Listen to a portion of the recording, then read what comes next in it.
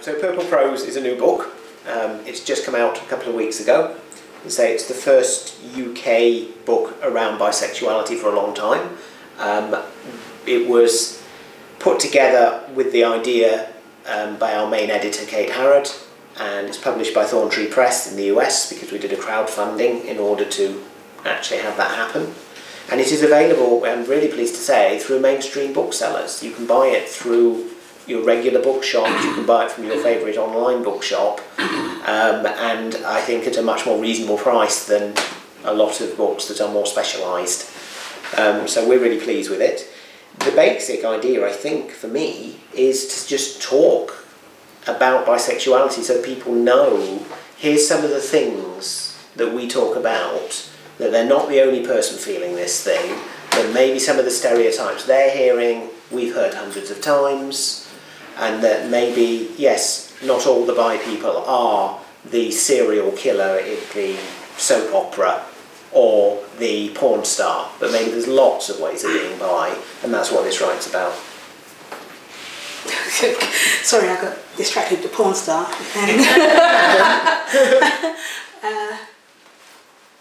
And I used to write erotic fiction in the past, and I used to try and make most of my characters bisexual and working class and people of colour as well. And it was pretty much all short stories, and all these short stories got sold in America. This was quite a few years ago, before the unmentionable book, 50 Shades of Shut Up, came out. So I'm not going to be mentioning that. So this was before all of that, but since I've been trying to write fiction, like things like science fiction, I've had no luck trying to get published or an agent, and it's pretty much because there are working class bisexual characters in it.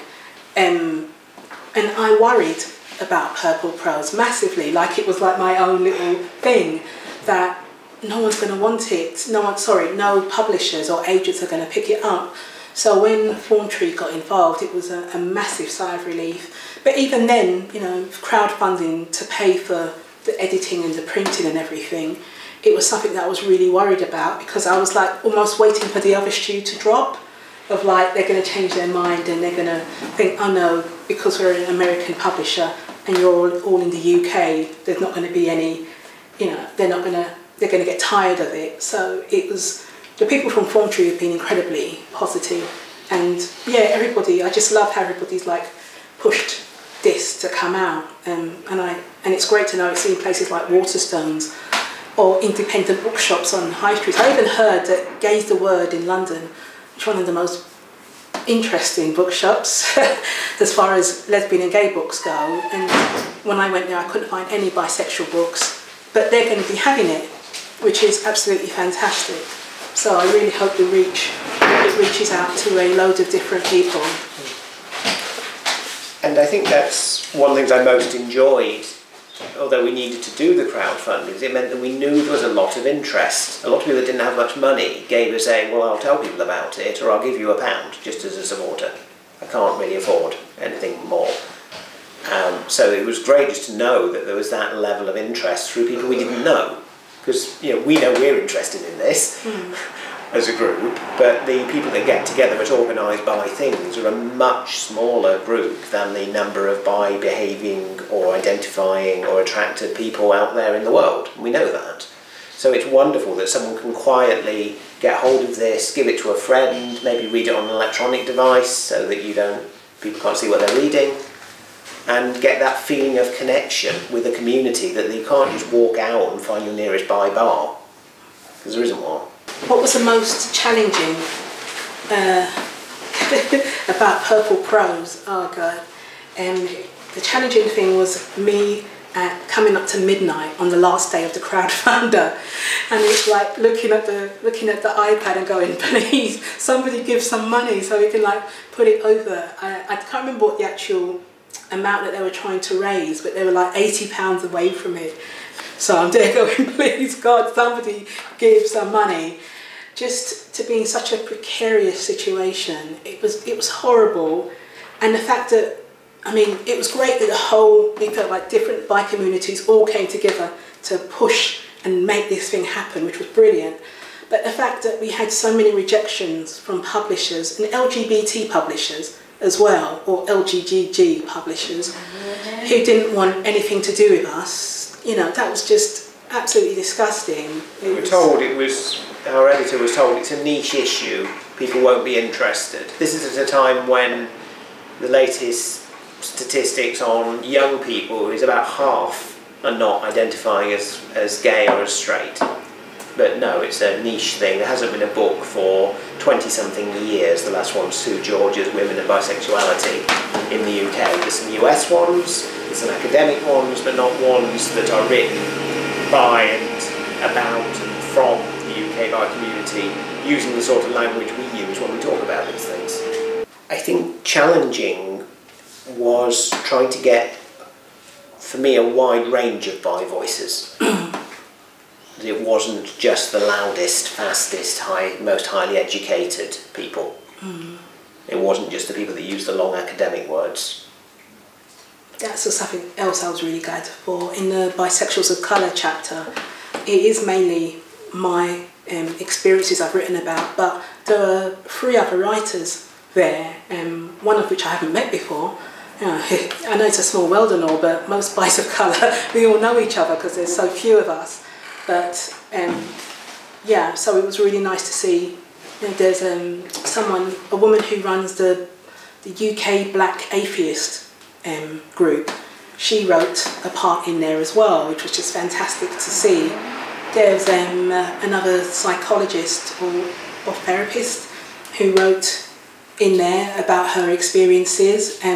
So it was really nice that it wasn't just the experiences that I've had, that there are other Bis of Colour who had different experiences to me, who were also writing in there, who wanted to be heard, which is really great. And I like that it's both for people who might call themselves bi, or even if they don't call themselves bi, that their life would fit under some meaning of bi, but also people that have a friend or a lover or a service user or just the people on their street, and they just know, here's some ideas of what bi can be out there, not just the, as I say, the very small amount of media representation or the 1 or 2 people you happen to know, but that there's this whole range of being.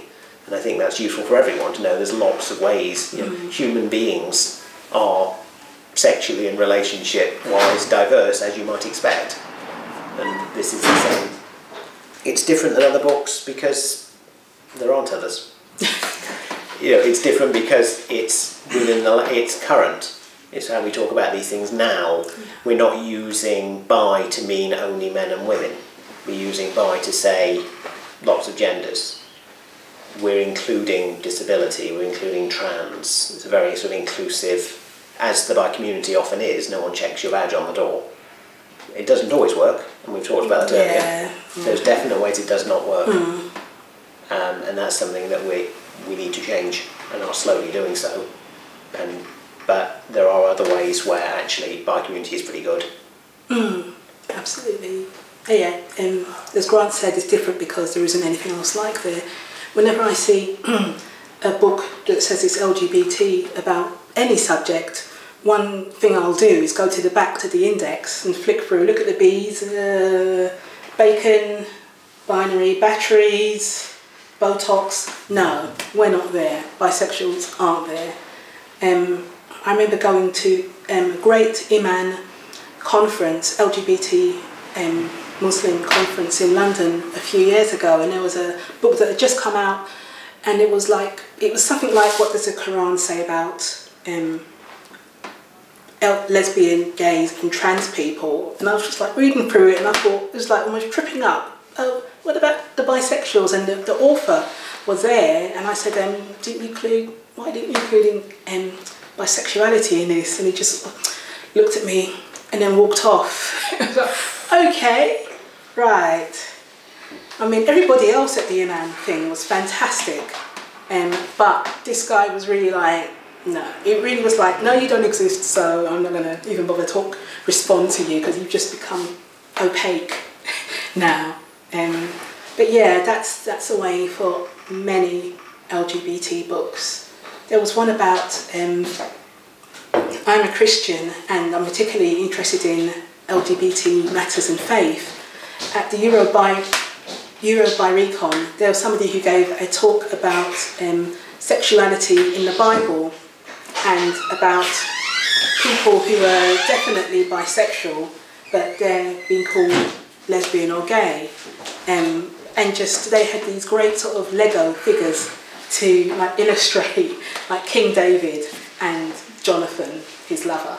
Yeah, and these were like people who God was talking to directly, beloved of David. The name David means beloved of God. But you know, David, who was like off with his best friend having sex and also getting X amount of women pregnant all the time whilst defeating Goliath and all. But how, you know, in the books that it's ever mentioned, he's never mentioned as being bisexual. And sometimes kind of the time when they were published, sometimes that can kind of come into it, of like the world was a lot more kind of lesbian and gay, I don't know, in the 60s as far as things that were written down. But you know, we've been here all along.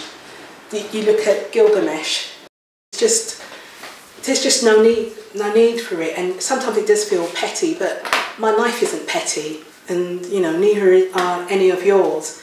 And if you wouldn't do things, if you wouldn't treat lesbian and gay people like that, to say, oh, you haven't really made your mind up yet.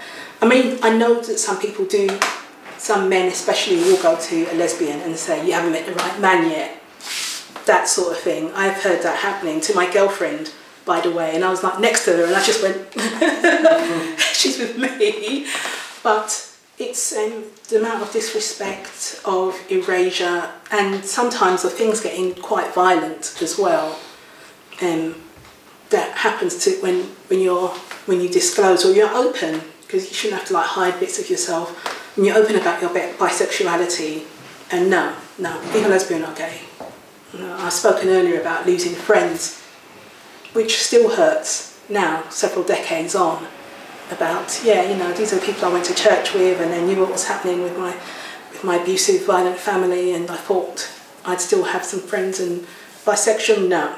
You know, you're okay with all of this other stuff that's happened, but me being bisexual, that's the thing that ended the friendship. So, yeah, there's no reason to miss out bisexuals at all.